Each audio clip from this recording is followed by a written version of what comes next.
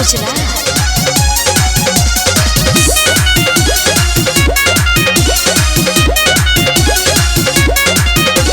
प्यार वाला हमसे नहीं बनी तोरा बात रे, हमरा आगे तोहर कोनो नइखे औकात रे।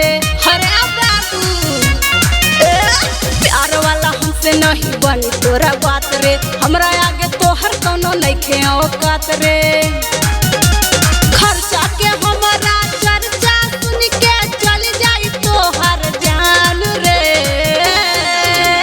जितना तोर बाप कमाले रे छौरी, थूक देली के हम पान रे। जितना तोर बाप कमाले रे छौरी, थूक देली के हम पान रे।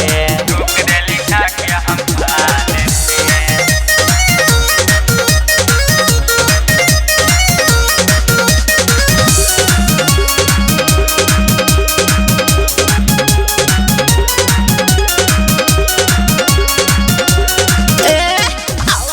भीरी मिली न फिरी, लख के हम समान बनी। तोके पटाए मेरे बनाए, हम हुई जाने तूफान बनी।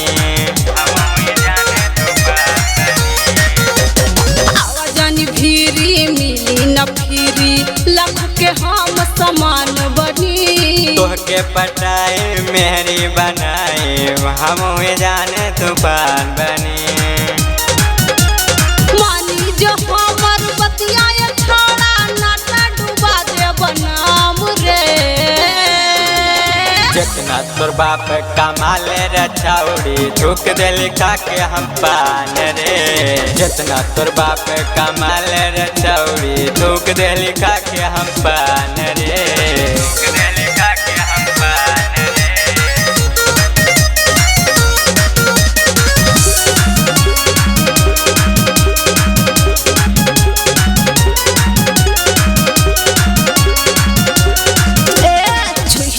गल रे हो जाई बवाल रे, पापा हमर मार दी गोली रे। आज ननकन सुधार दी आदत, जकरा में दम बजे बोली रे। जकरा में दम बजे बोली रे।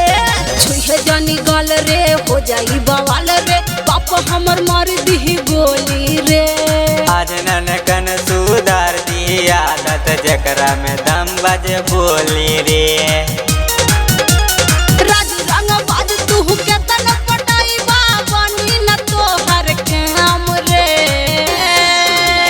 जितना तोर बाप कमाले रे छौरी, थूक देली के हम पान रे। जितना तोर बाप कमाले रे छौरी, थूक देली के हम पान रे। थूक देली के हम पान रे। गरिमा रिकॉर्डिंग स्टूडियो गुजरात।